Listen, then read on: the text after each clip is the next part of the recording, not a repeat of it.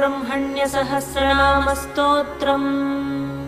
ऋषय ऊचुः सर्वशास्त्रार्थतत्त्वज्ञ सर्वलोकोपकारक वयं चातिथयः प्राप्ता आतिथेयोऽसि सुव्रत ज्ञानदानेन संसारसागरात्तारयस्व नः कलौ कलुषचित्ता ये नराः पापरताः सदा केन स्तोत्रेण मुच्यन्ते सर्वपातकबन्धनैः इष्टसिद्धिकरम् पुण्यम् दुःखदारिद्र्यनाशनम् सर्वरोगहरम् स्तोत्रम् सूतनो वक्तुमर्हसि।